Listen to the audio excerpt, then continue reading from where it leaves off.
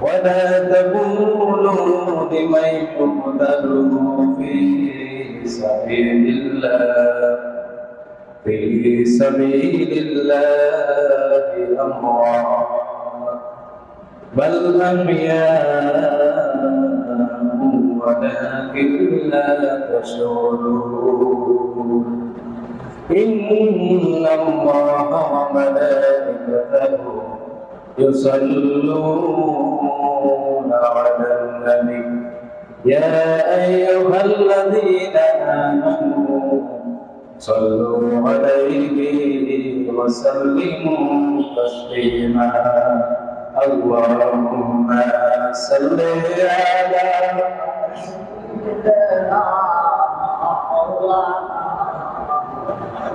ولا سيدنا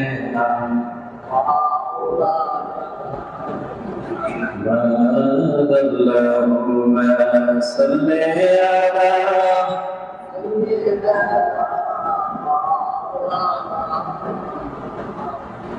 ولا سيدنا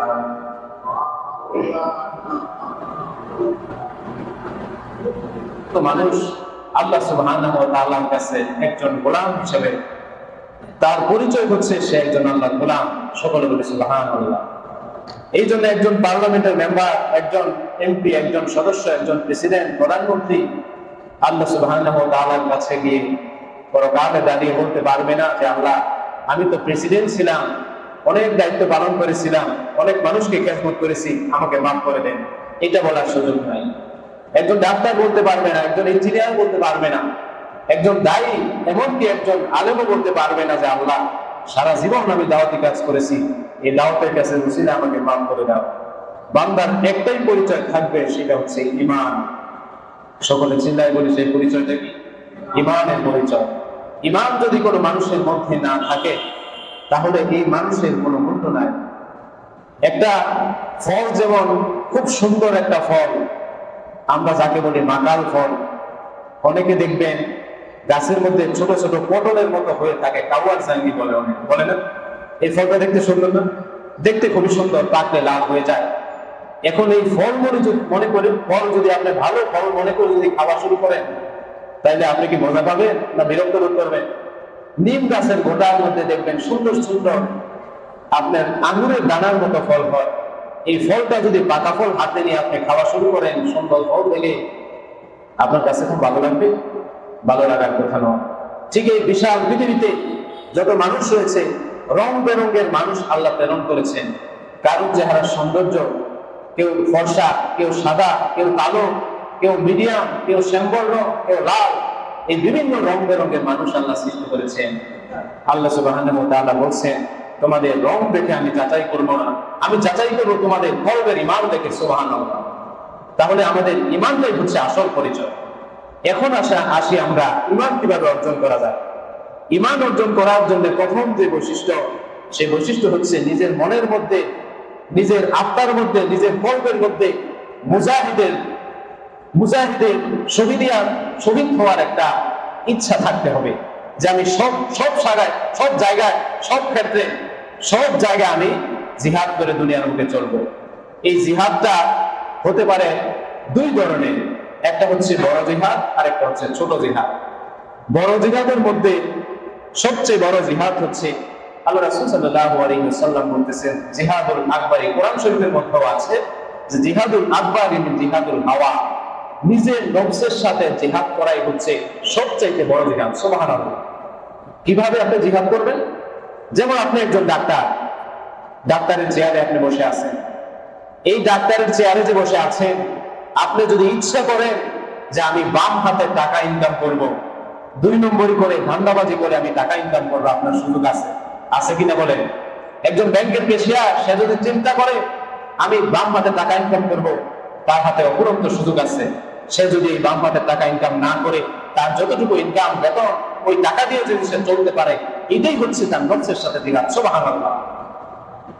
ঠিক তেমনি ভাবে একজন ইঞ্জিনিয়ারও তার ক্ষেত্রে তার জায়গায় বসে এই জিহাদি কাজটা সে করতে পারে। এমনকি একজন কৃষক সে তার নিজে জায়গায় বসে সে জিহাদি মৃত্যু সে কামাই করতে পারে, অর্জন করতে পারে। আবার এই জিহাদের মধ্যে বড় জিহাদের মধ্যে আবার ক্যাটাগরি আছে। বড় জিহাদের মধ্যে সবচেয়ে বড় এবং বৈশিষ্ট্যপূর্ণ মর্যাদাপূর্ণ যে জিহাদ, সেই জিহাদটা হচ্ছে দ্বীনের জন্য শহীদ হওয়া। সকল বলি সুবহানাল্লাহ। দ্বীনের জন্য শহীদ কিভাবে হওয়া যায়? যেমন আপনি মুসলমান হয়েছেন, আল্লাহ সুবহানাহু ওয়া তাআলা সর্বশেষ আমাদের জন্য যে একটি ধর্ম রেখে দিয়েছেন, একটি পরিপূর্ণ দ্বীন দিয়েছেন, সেই দ্বীনের নাম হচ্ছে ইসলাম। এই ইসলামের কাজের মধ্যে যদি কেউ ব্যাঘাত ঘটায়, এই ইসলামের মধ্যে যদি কেউ ইসলামকে গ্রহণকৃত ইসলামকে নষ্ট করার জন্য, ইসলামকে আক্রমণ করার জন্য, ইসলামকে প্রতিহত করার জন্য যদি কেউ কাজ করে, তাদেরকে প্রতিহার যদি কেউ করতে পারে, এটাই হচ্ছে সবচাইতে বড় জিহাদ। এর চাইতে বড় জিহাদ আর নাই। সকলে বলি সুবহানাল্লাহ। সম্মানিত উপস্থিতি, আমরা এই কিছুদিন আগে লক্ষ্য করেছি আমাদের পৃথিবীর একটি অন্যতম মুসলিম কান্ট্রি ইরান, ইরানের প্রেসিডেন্ট ইব্রাহিম রাইসি, নাম শুনছেন না সবাই? এই ইব্রাহিম রাইসি তিনি হেলিকপ্টার দুর্ঘটনায় শহীদ হয়েছেন। সকলে বলি সুবহানাল্লাহ। আল্লাহ সুবহানাহু ওয়া তাআলার কাছে দোয়া করছি, মহান রব্বুল আলামিন তাকে সর্বোচ্চ শহীদিয়াত দান করেছেন, আখিরাতেও যাতে আল্লাহ সুবহানাহু ওয়া তাআলা জান্নাতের সর্বোচ্চ মাকাম দিয়া তাকে জান্নাতুল ফেরদাউস দান করেন। সকলে বলি আল্লাহুম্মা আমিন। এই ইব্রাহিম রাইসি এমন একজন ব্যক্তি ছিলেন, ওই দেশে দুজন ব্যক্তি আছেন পৃথিবীর বুকে মুসলমানের পক্ষে কথা বলার জন্য, কাজ করার জন্য পৃথিবীর একেবারে টপ লেভেলের দুজন ইসলামিক স্কলার, ইসলামিক নেতা, ইসলামিক নায়ক যাকে বলা হয়, তারা হচ্ছেন এক নম্বর হচ্ছে ইমাম খামেনি। আপনারা সবাই নাম শুনেছেন হয়তো। ইমাম খামেনিকে এই পৃথিবীর ইরান সহ সারা পৃথিবীর ইসলামের সর্বোচ্চ নেতা বলা হয়ে থাকে। ইমাম খামেনি হচ্ছেন এমন একজন শাসক, এমন একজন ইসলামিক নেতা। সেই 2004 সালে যখন আমেরিকার প্রেসিডেন্ট জর্জ ডব্লিউ বুশ যখন আমেরিকার প্রেসিডেন্ট হয়ে যখন ইরানে আক্রমণ করার জন্য সৈন্য পাঠালেন সাগর দিয়া, ওই সৈন্য যখন পাঠালেন, আবার এদিকে ইরাকের সাথে যুদ্ধ হওয়ার জন্য পরিকল্পনা চলছে। এই ইতিহাসগুলো আমাদের কিন্তু মনে আছে, মোটামুটি আমরা জানি। সাদ্দামের সাথে বুশের যুদ্ধ হয়েছিল, এই যুদ্ধটা আমরা জানি, মোটামুটি ইতিহাস জানি। এই যুদ্ধের সময় ইরান যখন ইরাকের পক্ষ নিয়েছিল, তখন ওই সাদ্দাম হোসেনকে প্রতিহত করার জন্য নদীপথ দিয়া আমেরিকার সৈন্য পাঠিয়েছিল। এই আয়াতুল্লাহ খামেনি যখন সৈন্য পাঠিয়েছিল, তিনি তার সৈন্যদেরকে, ইরানি সৈন্যদেরকে পাঠিয়ে দিলেন তাদেরকে ধরে আনার জন্য। ওই জর্জ ডব্লিউ বুশের সৈন্যদেরকে আটকায় ফেললেন। যখন আটকায় নিয়ে গেলেন, ইরানের মধ্যে আটকায় রেখে দিলেন, তখন জর্জ ডব্লিউ বুশ বললেন যে, খোমেনি সাহেব, আমার যত সৈন্য আছে সৈন্যদেরকে ছেড়ে দেন। যদি সৈন্যদেরকে ছেড়ে না দেন, তাহলে এই পৃথিবীর আনাচে কানাচে আশেপাশে যে দেশের সাথে যে আপনি ব্যবসা করেন, খাদ্য রসদ যে দেশ থেকে বাহির থেকে যাওয়া হয়, ইম্পোর্ট এক্সপোর্ট করা হয়, সমস্ত দরজা বন্ধ করে দিব। এখন ইমাম খামেনি সাহেব যখন তাকে হুমকি দেওয়া হলো, বলা হলো যে সমস্ত দিক থেকে খাবার বন্ধ, তোমাদেরকে দেশে আটকে মারবো, আমরা আমেরিকা এই পৃথিবীর একটি সুপার পাওয়ার কান্ট্রি। এই কথা যখন আমেরিকার প্রেসিডেন্ট আয়াতুল্লাহ খামেনি শুনলেন, আয়াতুল্লাহ খামেনি তখন বললেন, জর্জ ডব্লিউ বুশ, কাকে তুমি খাদ্যের ভয় দেখাচ্ছ? কাকে খাদ্যের ভয় দেখাচ্ছ? আমরা হচ্ছি সেই জাতি, যেই জাতি 1 মাস না খায় থাকা ফরজ। সুবহানাল্লাহ। আমরা 1 মাস রোজা রাখি না? রাখি কিনা বলেন? 1 মাস কি আমরা সারাদিন খায়া রাখি না খায়া রাখি বলেন? না খায়া যেহেতু আমরা 1 মাস রোজা রাখতে পারি, আমরা যে 6 মাস, 10 মাস, 1 বছর রোজা রাখতে পারবো না, তার গ্যারান্টি কোথায়? রাখতেও তো পারবো, ঠিক কিনা বলেন? ইমাম খামেনি বললেন, তোমার খাদ্যের বড় আমরা করি না। আমার মুসলিম কান্ট্রি, পৃথিবীর যে কোনো আনাচে কানাচে যদি মুসলিম কান্ট্রির গায়ে একটি আঘাত করা হয়, এর বিরুদ্ধে 50টি প্রতিঘাত তোমার বিরুদ্ধে করা হবে। সুবহানাল্লাহ। আল্লাহ সুবহানাহু ওয়া তাআলা মুসলমান জাতিদের শক্তি অল্প দিয়েছেন, জ্ঞান আর টেকনিক্যাল বুদ্ধি বেশি দিয়েছেন। সুবহানাল্লাহ।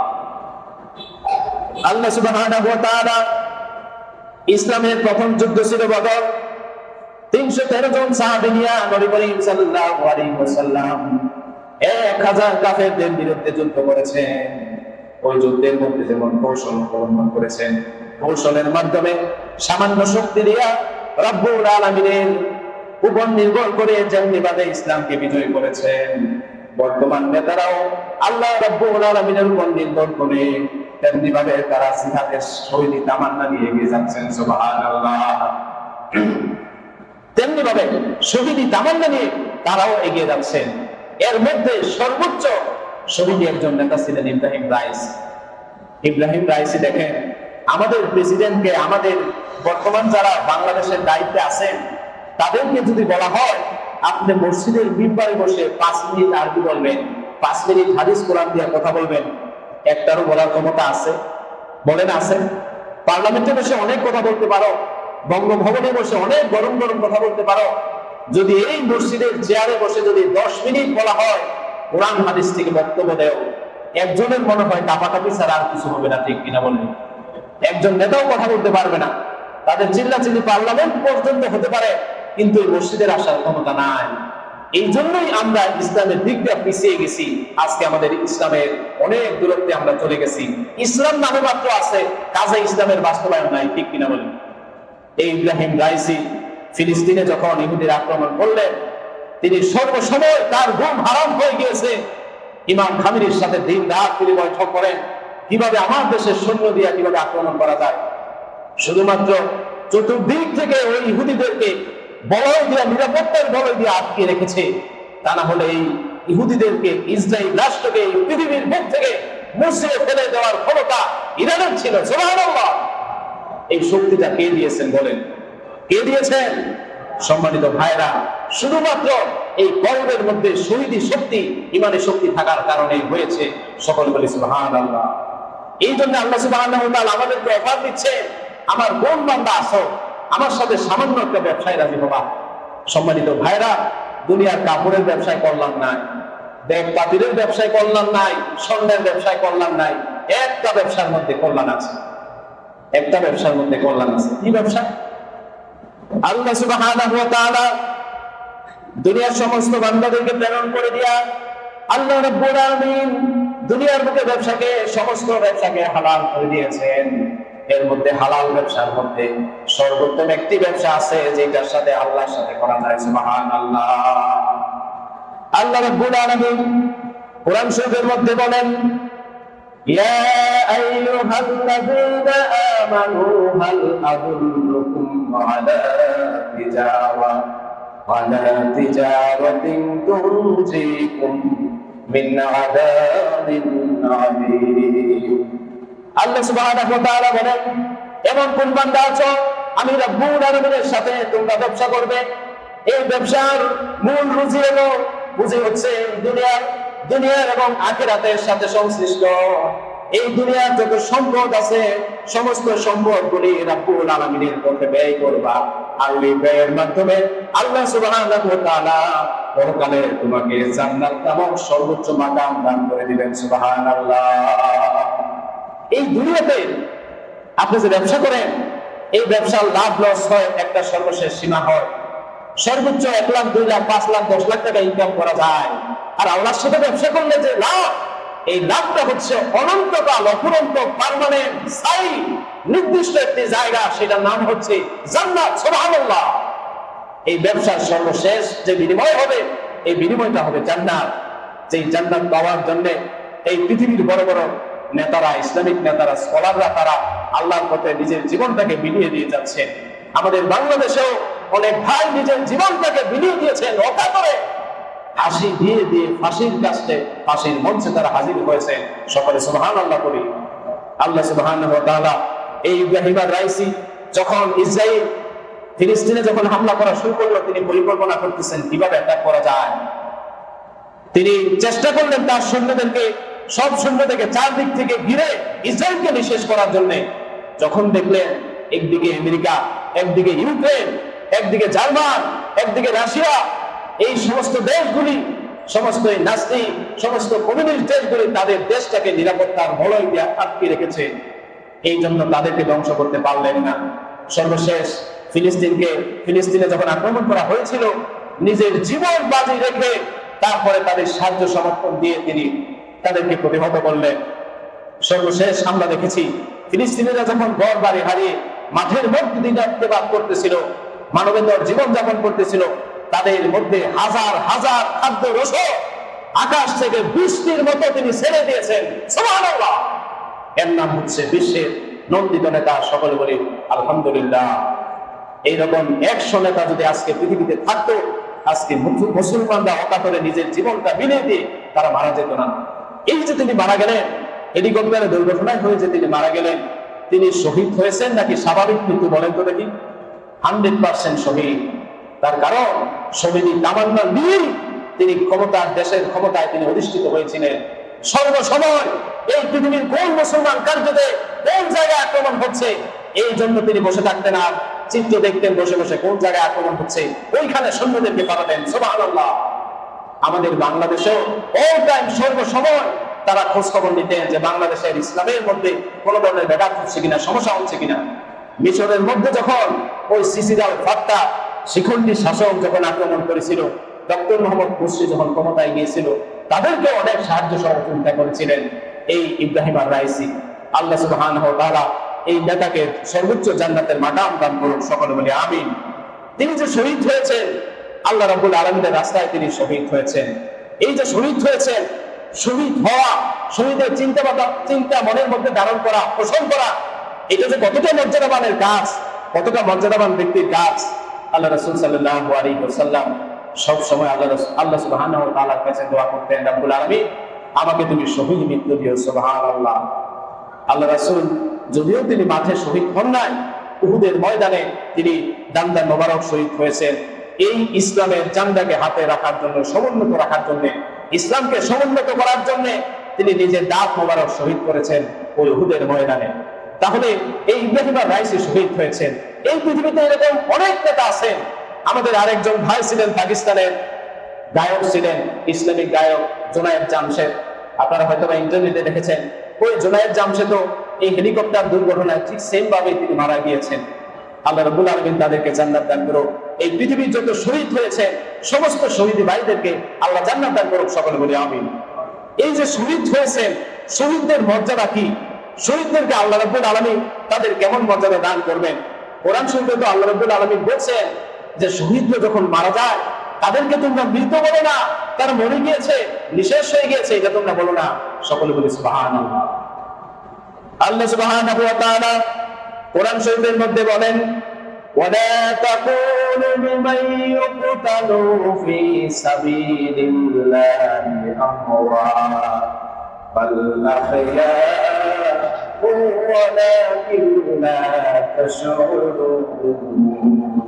আল্লাহ রাব্বুল আলামিন বললেন, আমার একজন গোলাম যদি আমার রাস্তায় জীবন দেওয়ার জন্য নিজে পণ করে, নিজে চুক্তি করে, নিজে দৃঢ় প্রতিশ্রুতিবদ্ধ হয়ে যায়, রব্বুল আলামিনের সাথে যদি চুক্তি করে যে আল্লাহ আমাকে শহীদ মৃত্যু দান করেন, আল্লাহ রব্বুল আলামিন ওই ব্যক্তি যদি রাস্তায় পিঁপড়ায় কামড় খেয়েও মারা যায়, তাকেও তিনি শহীদ হিসেবে কবুল করেন। সুবহানাল্লাহ। মনের মধ্যে যদি শহীদ মৃত্যুর চিন্তা থাকে, রাস্তার মধ্যে গিয়ে যদি পিঁপড়াও কামড় দেয়, যদি মারা যায়, তারপরে সে শহীদ। আব্দুল্লাহ জুলবাদাতাই নবীর কাছে এসে বলেছিলেন, ইয়া রাসূলুল্লাহ, আমার জন্য আল্লাহর কাছে দোয়া করুন, আমি যাতে শহীদ হয়ে যাই। নবী করিম সাল্লাল্লাহু আলাইহি ওয়াসাল্লামের কাছে আব্দুল্লাহ জুলবাদাতাই যখন এই দোয়া আল্লাহ রাব্বুল আলামিনের কাছে করতে বললেন, নবীজি বললেন, আব্দুল্লাহ তুমি যাও। হাতের মধ্যে একটি গাছের বাকল বেঁধে দিয়া বললেন, আব্দুল্লাহ তুমি যাও, আজকে থেকে তুমি গাছী হয়ে গেলা। এবার আব্দুল্লাহ জিজ্ঞেস করলেন, ইয়া রাসূলুল্লাহ, আমি তো শহীদ হতে চেয়েছি, আপনি কেন গাজীর দোয়া করেছেন? আল্লাহ রাব্বুল আলামিন ওহীর মাধ্যমে জানিয়ে দিয়েছেন, তোমার এই গোলাম যদি রাস্তায় পিঁপড়ায় কামড় দিয়ে অথবা ঘরে বসেও মারা যায়, অবশ্যই আব্দুল্লাহ শহীদের কাতারে স্থান পাবে। সুবহানাল্লাহ। আব্দুল্লাহ শহীদের কাতারে স্থান হয়ে যাবে।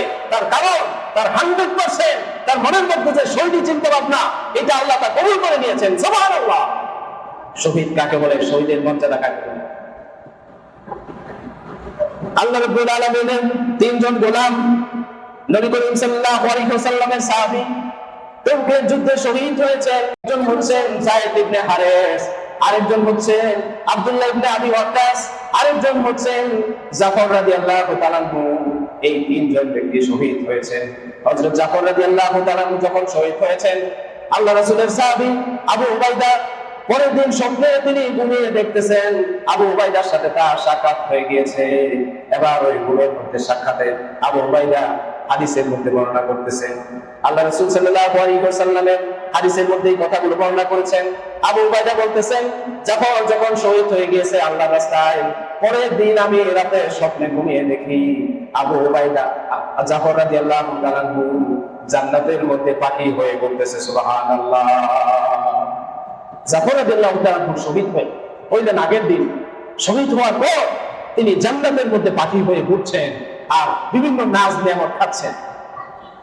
আবু উবাইদা রাদিয়াল্লাহু তাআলা আনহু আবার জিজ্ঞাসা করলেন, জাফর তুমি তো দুনিয়ার বুক থেকে শহীদের তামান্না নিয়ে তুমি জান্নাতের মধ্যে প্রবেশ করেছো, আমি জানতে চাই তুমি যে শহীদ হয়েছো তোমার মনের গতি কি, তুমি তোমার মনের ফিলিংস কি, টেন্ডেন্সি কি? এবার জাফর রাদিয়াল্লাহু তাআলা আনহু বলতেছে, ভাই আবু উবাইদা, আমি মনের মধ্যে ধারণা পোষণ করতেছি আর রব্বুল আলামিনের কাছে বারবার একটি দোয়া করতেছি, আর একটা বার সুযোগ দেওয়ার জন্য দুনিয়া থেকে যাওয়ার, যাতে আবার আমি শহীদ হয়ে আমার জানটা আমি দিয়ে আসতে পারি সুবহানাল্লাহ। আরেকটা বার এই দুনিয়ার বুকে কাফেরদের বিরুদ্ধে লড়ে যাতে আমি আমার জীবনটা আরেকবার দিয়ে দিতে পারি, যাতে আমি শহীদ হতে পারি, এই কামনা আমি করতেছি জান্নাতে থেকে থেকে সুবহানাল্লাহ। সম্মানিত হাজিরি, আজকে আমরা বিভিন্ন জায়গায় বিভিন্ন দায়িত্বে আমরা আছি, আমাদের মনের মধ্যে কোনো জিহাদি চিন্তা ভাবনা নাই। ওই যে মনের নকশের সাথে জিহাদ করা যে আমি ভালো থাকবো, এই ভালো থাকতে গিয়া সমাজের চুরি রাহাজানি হত্যা সব কিছু হচ্ছে, নিজেকে সেভ করতে গিয়া নিজের ইমানটাকে এমন ভাবে রক্ষা করতেছি, সমাজের এই যে পুরুষমুক্ত সমাজ যে গঠন করতে হবে, আপনি ডাক্তারি করতেছেন, ডাক্তারি সমস্ত পেশাগুলো দান্দাবাজি শয়তানি বদমাশি এটা যে বন্ধ করতে হবে। আপনি ইঞ্জিনিয়ারিং করতে বিভিন্ন ধরনের খারাপ কাজ হচ্ছে, বিভিন্ন ধরনের দান্দাবাজি হচ্ছে, দুর্নীতি হচ্ছে, এগুলি যে প্রতিহত করতে হবে, এটাও একটা জিহাদ। এই জিনিসটা কিন্তু আমাদের মাথায় নাই, ঠিক কিনা বলেন? শুধু আমরা আমাদের নিজেকে সেভ করতেছি, নিজের জানটা বাঁচানোর জন্য আমরা ওই আল্লাহর কাছে আল্লাহর দিকে রওনা হচ্ছি। নামাজ রোজা কিন্তু আমাদের মধ্যে মানে একেবারে কোনো দিকটা আমরা বাদ দিই না, ঠিক কিনা বলে? দেখবেন জীবনে কোনোদিন মানে জীবনে কোনোদিনও যদি কিছু কিছু মানুষ আছে দেখবেন একেবারে তাদের চলাফেরার স্টাইল এইরকম যে একটা স্বাভাবিক হিন্দু বিধর্মী মানুষ যেভাবে চলে এইভাবে সে চলতেছে, আবার 5 ওয়াক্ত নামাজের 1 ওয়াক্ত নামাজ সে ছাড়ে না। আবার কিছু লোক আছে দাড়ি টাড়ি রাখে, সবকিছু ঠিক আছে, ইসলামিক পোশাক আছে, 5 ওয়াক্ত নামাজ সে পড়ে না। তাকে যদি জিজ্ঞাসা করা হয় যে ভাই তোমার সবকিছু ঠিক আছে, তুমি নামাজটা পড়ো না কেন? পরে যাই কিছু হোক আর যাই কিছু হোক, আমার তো বেশ পোশাক ঠিক আছে, আমার মনটা ভালো আছে, মনটা খুব ভালো, ইসলামের জন্য কান্দে, অনেক আবেগ চান দেয়ালায়, কিন্তু নামাজ পড়ি না। অনেকে বলে না যে অমুক ভাইয়ের চরিত্র ফুলের মতো পবিত্র, বলে না? বলে কিনা বলে? আবার আরেকজনে বলে নামাজ পড়ে না। করতে বাস্তবতা এরকম হয়ে গেছে। সারা জীবন যদি আপনি চরিত্রকে সুন্দর করে শান দিয়া দাঁড় দিয়া সুন্দর করে, এখন তো নামাজ যদি না পড়লে চরিত্রের কোনো মূল্য আছে? আবার সারা জীবন আপনি নামাজ পড়ে, নামাজ পড়তে পড়তে কপালে কালো দাগ হয়ে গেছে, আপনার আচার আচরণ ব্যবহার কথাবার্তার স্টাইল দেখলে মনে হয় না যেন আপনি কোনো মুসলমানের সন্তান। তাইলে এইরকম নামাজ দিয়া যদি চরিত্র না থাকে, মনের মধ্যে যদি আল্লাহর রাস্তায় নিজেকে জিহাদ, নিজে প্রাণপণ চেষ্টা করে ইমানকে পরিপূর্ণ করার পাশাপাশি মানুষদেরকেও ইসলামের দাওয়াতে পরিপূর্ণ করা, নিজের পরিবার আয়াল হালকেও বাঁচিয়ে যাওয়া, আয়াল হালকেও জাহান্নামের ভয় দেখিয়ে যাওয়া, সমাজকে সুন্দর করা, নিজের আশেপাশের পরিবেশ সুন্দর করা, এরকম যদি ব্যাপারটা না হয় তাহলে আল্লাহর কাছে কিন্তু আমাদের অপরাধী হয়ে দাঁড়াতে হবে, ঠিক কিনা বলে?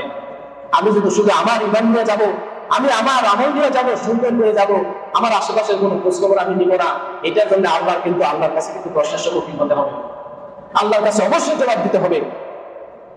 আল মুসলিমু সালিম আল মুসলিমু সালিম আল মুসলিমু সিদ্দু ফিসালিন, 6টি বিষয় আছে একজন মুসলমানের জন্য আরেক মুসলমানের। 1 নম্বর হচ্ছে তার মুখ এবং হাত থেকে যদি আরেকজন মুসলমান নিরাপদ না থাকতে পারে, তাহলে এই মুসলমানিত্ব দিয়া 0% কাজ আল্লাহর কাছে হবে না। সকলে বলি নাউজুবিল্লাহ।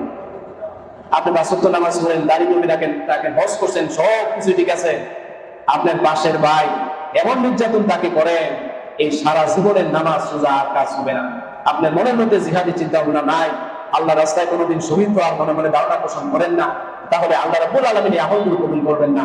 অবশ্যই মনের মধ্যে 0% হলেও নিজের মধ্যে একটা জিহাদি মনোভাব থাকতে হবে, একটি স্যাক্রিফাইস আল্লাহর পথে করার জন্য। যে বৈশিষ্ট্য একজন শহীদি ভাইদের, 6টি বৈশিষ্ট্য আল্লাহ সুবহানাহু ওয়া তাআলা শহীদি ভাইদেরকে মর্যাদা আল্লাহ দিয়ে থাকেন। এর মধ্যে 1 নম্বর হচ্ছে যে তার জীবনের যত গুনাহ আছে সব কিছু আল্লাহ মাফ করে দেন। ইন্নাল হাসান ইউযহিবনা সাইয়্যা, সারা জীবন সে গুনাহ করেছে, আল্লাহ রাস্তায় শহীদ হওয়ার কারণে তার জীবনের যত পাপগুলি আছে আল্লাহ সুবহানাহু ওয়া তাআলা ওই পাপগুলিকে সওয়াবে পরিণত করে দেন। সুবহানাল্লাহ। এই গেল 1 নম্বর বৈশিষ্ট্য। 2 নম্বর বৈশিষ্ট্য হচ্ছে আল্লাহ রাব্বুল আলামিন তাকে শহীদ হওয়ার সময় বা শহীদ হওয়ার সাথে সাথে জান্নাতের যে জায়গাটা আছে, স্থানটা আছে, তাকে দেখিয়ে দেন। সুবহানাল্লাহ। এই পৃথিবীর প্রথম শহীদ মহিলা হযরত সুমাইয়া রাদিয়াল্লাহু তাআলা আনহা, যখন তাকে তার শরীর থেকে যখন হিজাব যখন টেনে খুলে ফেলা হয়, আবু লাহাব, আবু তাহাব, তার সাহেবা যখন খুলে ফেলে নির্যাতন করতে থাকে, ওই সুমাইয়া বলতেছে, গরম করা এবং চোখা বাস আমাকে শরীর দিয়ে গায়ে দিয়ে ঢুকায় দেওয়ার জন্য আমাকে নিয়ে এসেছে, কিছুক্ষণের মধ্যে আমাকে শহীদ করে দিবে। আমি তাকায় দেখতে পাচ্ছি জান্নাতের হুরেরা আমার পাশে চারদিক দিয়ে রাউন্ড দিতেছে, আর জান্নাতটাকে আমার সামনে ধরে রেখেছে। সুবহানাল্লাহ। তাহলে 2 নম্বর যে সত্য, আল্লাহ যে জান্নাত দেখাবেন, এই হাদিসের সাথে মিলছে কিনা বলেন? মিলছে কিনা? 3 নম্বর হচ্ছে তাকে অবশ্যই তার যে কবরের আযাব আছে, কবরের আযাব সবগুলো গুনাহ হিসেবে তাকে মিটিয়ে দেওয়া হবে। 4 নম্বর যে বৈশিষ্ট্যটা আছে, যে শহীদ হয় আল্লাহ রাব্বুল আলামিন তাকে দিবেন দুনিয়ার বুকে কোনো বিপদ আপদ, বড় বিপদ মুসিবত তাকে দিবেন না। যদিও বিপদ দিয়ে থাকেন, ওই বিপদটাকে আল্লাহ রাব্বুল আলামিন সওয়াবে পরিণত করে দিবেন। সুবহানাল্লাহ। 5 নম্বর গুণ হচ্ছে তাকে তার মাথার মধ্যে একটা আকর্ষণীয় মুকুট পরিয়ে দেওয়া হবে। যিনি শহীদ হবেন তার মাথার মধ্যে একটা আকর্ষণীয় মুকুট পরিয়ে দেওয়া হবে।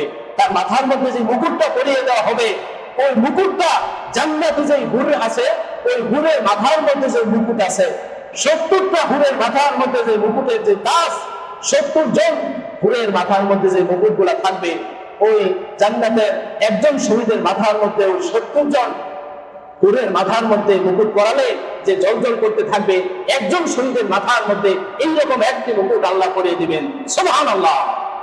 তারপরে সর্বশেষ যে বৈশিষ্ট্যের কথা আল্লাহ রাসূল সাল্লাল্লাহু আলাইহি ওয়াসাল্লাম বলেছেন, 70 জন ব্যক্তিকে বিনা হিসাবে জান্নাতে সুপারিশ করতে পারবেন। সম্মানিত ভাইরা, তাহলে আমরা শহীদ বৃত্তি অর্জন করতে চাই কিনা বলেন? অবশ্যই আমরা আল্লাহ রাব্বুল আলামিনের কাছে শহীদ বৃত্তি চাই। এখন বলতে পারেন, হুজুর আমি তো ডাক্তার, আমি তো ইঞ্জিনিয়ার, আমি তো কৃষক, আমি তো বিভিন্ন অফিসার, আমি কিভাবে আবার শহীদ হবো, ইসলামের জন্য কিভাবে কাজ করবো? সম্মানিত ভাইয়েরা, আপনি যেই জায়গায় আছেন ওই জায়গায় থেকেই আপনি শহীদ হতে পারেন। আপনার মনের মধ্যে যদি শহীদি তামান্না থাকে, আর আপনার যে আশেপাশের গণ্ডি সীমা, আপনার যে দায়িত্ব, আপনার যে কাজ, আপনার নিজের দায়িত্বের ব্যাপারে যদি 100% স্বচ্ছ থাকতে পারেন, এটাই হচ্ছে আল্লাহর কাছে শহীদি তামান্না। সকলে বলি সুবহানাল্লাহ। সম্মানিত হাজিরিন, আল্লাহ রাব্বুল আলামিনের কাছে আমরা যে সমস্ত ভাইরা পৃথিবী থেকে আজ পর্যন্ত যারা শহীদ হয়েছে তাদের জন্য আমরা দোয়া করব। আল্লাহ রাব্বুল আলামিন আমাদের জীবনটাকে যাতে শহীদ মৃত্যু হিসাবে আল্লাহ কবুল করেন। সকল বলে আমিন। আজ আখির আলহামদুলিল্লাহ।